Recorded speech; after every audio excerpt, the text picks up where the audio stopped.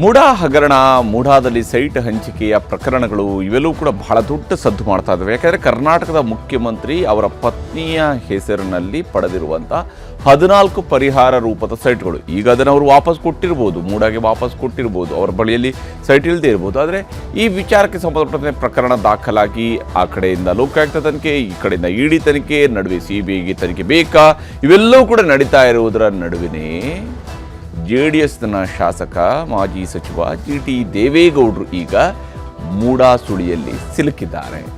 MUDA ಸುಳಿಯಲ್ಲಿ GT ದೇವೇಗೌಡರು ಯಾವ ಕಾರಣಕ್ಕಾಗಿ, ಯಾವ ಸ್ವರೂಪದಲ್ಲಿ? CM ಸಿದ್ದರಾಮಯ್ಯ ಬಳಿಕ ಇದೀಗ JDS ಶಾಸಕರಿಗೂ ಕೂಡ ಮೂಡಾ ಟೆನ್ಷನ್ ಶುರುವಾಗಿದೆ.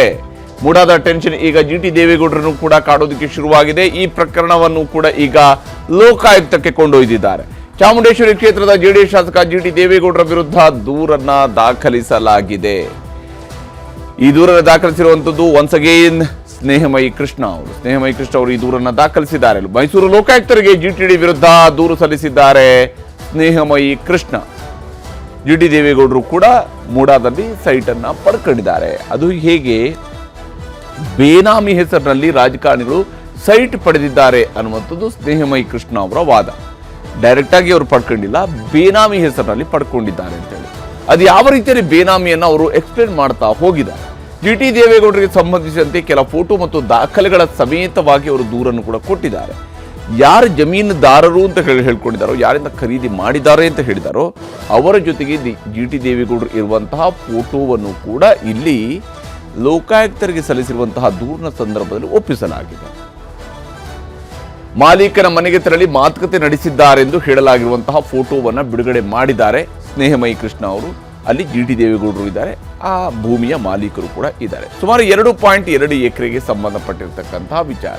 ಹಾಗಾದರೆ ಸ್ನೇಹಮಯಿ ಅವರ ದೂರಿನಲ್ಲಿ ಏನಿದೆ ಅನ್ನೋಂತ ನೋಡ್ತಾ ಹೋದರೆ, ದೇವನೂರು ಗ್ರಾಮದ ಸರ್ವೆ ನಂಬರ್ 81/2 ಜಮೀನಿನ ವಿಚಾರದಲ್ಲಿ ಅವ್ಯವಹಾರ ಆಗಿದೆ. ದೇವನೂರು ಗ್ರಾಮದಲ್ಲಿ ಇರುವಂತಹ ಸರ್ವೆ ನಂಬರ್ 81/2 ಜಮೀನಿನ ವಿಚಾರದಲ್ಲಿ ಅವ್ಯವಹಾರ ನಡೆದಿದೆ. ಮೂಡಾದಲ್ಲಿ ಅವ್ಯವಹಾರ ಆಗಿದೆ. ಸರ್ವೆ ನಂಬರ್ 81/2ರ 2.22 ಎಕರೆ ಜಮೀನಿಗೆ ಪರಿಹಾರವಾಗಿ 19 ಸೈಟ್ ಪಡೆದಿದ್ದಾರೆ GTD ಕುಟುಂಬದವರು ಅನ್ನುವಂಥದ್ದು ಇಲ್ಲಿರುವಂತಹ ಮುಖ್ಯ ಆರೋಪ. ಹಾಗಾದ್ರೆ ಹೇಗೆ ಇದು GT ದೇವೇಗೌಡರಿಗೆ ಕನೆಕ್ಟ್ ಆಗುತ್ತೆ ಅಂತ ಹೇಳಿ, ಬಡಾವಣೆ ಆಗಿದ್ದಂತಹ ಜಮೀನನ್ನ ಕೃಷಿ ಭೂಮಿ ಅಂತ ತೋರಿಸಿ ಮೂಡಾದಿಂದ ಸೈಟ್ ಅನ್ನ ಪಡೆಯಲಾಗಿದೆ. ಒನ್ಸ್ ಅಗೇನ್ ಇದು ಸೇಮ್ ವಿಚಾರಗಳೇ. ಆದರೆ ಇಲ್ಲಿ ಖರೀದಿ ಆಗಿರುವಂತಹ ಸಮಯವೂ ಕೂಡ ಬಹಳ ಮುಖ್ಯ ಆಗಿದೆ. ಬಡಾವಣೆ ಆಗಿದ್ದಂಥ ಜಮೀನನ್ನು ಖರೀದಿ ಮಾಡ್ತಾರೆ, ಮೂಡಾ ವಶಪಡಿಸಿಕೊಂಡಿದೆ ಅಂತ ದಾಖಲೆ ಸೃಷ್ಟಿಸಿ 50-50ರ ಅನುಪಾತದಲ್ಲಿ ಸೈಟ್ ಅನ್ನ ಪಡೆಯಲಾಗಿದೆ. ಪರಿಹಾರವಾಗಿ 2.22 ಎಕರೆಗೆ ಪರಿಹಾರವಾಗಿ 19 ಸೈಟ್ಗಳು ಪರಿಹಾರ ಅಂತ ಹೇಳಿ 50-50ರ ಅನುಪಾತ. ಬಡಾವಣೆ ಜಮೀನನ್ನ ಕೃಷಿ ಭೂಮಿ ಅಂತೇಳಿ ದಾಖಲೆ ಮಾಡಿದ್ದಾರೆ ಮೈಸೂರಿನ ತಹಶೀಲ್ದಾರರಾಗಿದ್ದಂಥ ರಕ್ಷಿತ್ ಅವರು ಅನ್ನುವಂಥದ್ದು ಇನ್ನೊಂದು ಆರೋಪ. ಇಲ್ಲಿ ಬಡಾವಣೆಯ ಜಮೀನು ಅಂದ್ರೆ ಆಲ್ರೆಡಿ ಮೂಡಾ ಅಲ್ಲಿ ಬಡಾವಣೆ ಮಾಡಿತ್ತು, ಆದ್ರೆ ಆ ಜಮೀನನ್ನ ಕೃಷಿ ಭೂಮಿ ಅಂತಲೇ ತೋರಿಸ್ಕೊಂಡು ಖರೀದಿ ಮಾಡಿದ್ದಾರೆ. ಹಾಗೇನೆ ನಂತರ ಅದಕ್ಕೆ GT ದೇವೇಗೌಡ ಹಾಗೂ ತಹಶೀಲ್ದಾರ್ ರಕ್ಷಿತ್ ಇವರಿಬ್ಬರು ಸೇರಿ ಈ ಅವ್ಯವಹಾರದಲ್ಲಿ ಭಾಗಿಯಾಗಿದ್ದಾರೆ ಅನ್ನುವಂಥದ್ದು ಸ್ನೇಹಮಯಿ ಕೃಷ್ಣ ಅವರು ಮಾಡ್ತಾ ಇರುವಂತಹ ಆರೋಪ. GT ದೇವೇಗೌಡರ ವಿರುದ್ಧ ಇರುವಂತಹ ಪ್ರಮುಖವಾದಂತಹ ಆರೋಪ. GT ದೇವೇಗೌಡ ಹಾಗೂ GTD ಅವರ ಮಗ ಹರೀಶ್ ಗೌಡ ಕೂಡ ಬೇನಾಮಿ ಆಸ್ತಿ ಮಾಡಿದ್ದಾರೆ ಅಂತ ದೂರನ್ನ ನೀಡಿದ್ದಾರೆ. ಇಲ್ಲಿರುವಂತಹ ದೂರಿನಲ್ಲಿ ಬಹಳ ಮುಖ್ಯವಾಗಿ GTD ಮತ್ತು GTD ಮಗ ಹರೀಶ್ ಗೌಡ ಇಬ್ರು ಸೇರಿ ಬೇನಾಮಿ ಆಸ್ತಿಯನ್ನು ಮಾಡಿದ್ದಾರೆ. ಯಾರ ಹೆಸರಿನಲ್ಲಿ ಬೇನಾಮಿ ಅನ್ನುವಂಥ ವಿಚಾರಕ್ಕೆ ಸಂಬಂಧಪಟ್ಟಂತೆಯೂ ಕೂಡ GT ದೇವೇಗೌಡರ ಅಕ್ಕನ ಮಗ ಮಹೇಂದ್ರನ ಹೆಸರಿನಲ್ಲಿ ಬೇನಾಮಿ ಆಸ್ತಿ ಮಾಡಿದ್ದಾರೆ. ಅಂದ್ರೆ ಇಲ್ಲಿ ಜಮೀನು ಇರುವಂಥದ್ದು, ಜಮೀನು ಖರೀದಿ ಆಗಿರುವಂಥದ್ದು ಇವೆಲ್ಲವೂ ಕೂಡ ಮಹೇಂದ್ರ ಅವರ ಹೆಸರಿನಲ್ಲಿ, GT ದೇವೇಗೌಡರ ಹೆಸರಿನಲ್ಲಿ ಅಲ್ಲ, ಮಹೇಂದ್ರ ಅವರ ಹೆಸರಿನಲ್ಲಿ ಖರೀದಿ ಆಗಿದೆ ಅಂತ ಹೇಳಿ. ಮತ್ತು ಮಹೇಂದ್ರ ಅವರಿಗೇನೆ ಈ ಪರಿಹಾರವನ್ನ ಕೊಟ್ಟಿರುವಂಥದ್ದು. ಈ ವಿಚಾರಕ್ಕೆ ಸಂಬಂಧಪಟ್ಟಂತೆ ಸ್ನೇಹಮಯಿ ಕೃಷ್ಣ ಅವರು ಮಾತನಾಡಿದರೆ ತೋರಿಸ್ತಾರೆ.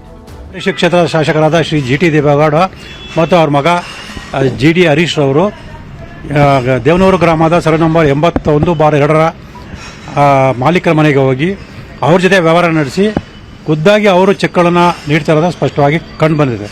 ಅಂದರೆ GT ದೇವೇಗೌಡರವರು ಮತ್ತು ಅವ್ರ ಮಗ GT ದೇವೇಗೌಡರ ಸಹೋದರಿ ಮಗ ಮಹೇಂದ್ರ ಅವರ ಹೆಸರಲ್ಲಿ ಜಮೀನನ್ನು ಖರೀದಿ ಮಾಡಿ ಅವರ ಹೆಸರಲ್ಲಿ 19 ನಿವೇಶನ ಪಡೆದಿರೋದು ಇಲ್ಲಿ ಸ್ಪಷ್ಟವಾಗಿ ತಿಳಿದು ಬಂದಿರುತ್ತೆ. ಇಲ್ಲಿ ಎಲ್ಲದಕ್ಕಿಂತ ಮುಖ್ಯವಾಗಿ ಅಂದಿನ ತಹಸೀಲ್ದಾರ್ ಆಗಿದ್ದಂಥ ರಕ್ಷಿತ್ರವರು ಆ ಜಮೀನು ಈಗಾಗಲೇ ಗೂಢಾಗಿ ವಶದಲ್ಲಿದ್ದು ಅಲ್ಲಿ ಬಡಾವಣೆ ನಿರ್ಮಾಣ ಮಾಡಿದ್ರಂಥ ವಿಷಯ ಗೊತ್ತಿರೋ ಕೂಡ, ಅಂದರೆ ತಮ್ಮ ವ್ಯಾಪ್ತಿಗೆ ಈ ವಿಚಾರ ಬರಲ್ಲ ಅಂತ ಗೊತ್ತಿರೋ ಕೂಡ ಕೃಷಿ ಭೂಮಿ ಅಂತೇಳಿ ಖಾತೆ ಮಾಡೋದಕ್ಕೆ ಒಂದು ಆದೇಶ ಮಾಡಿರೋಂಥದ್ದು.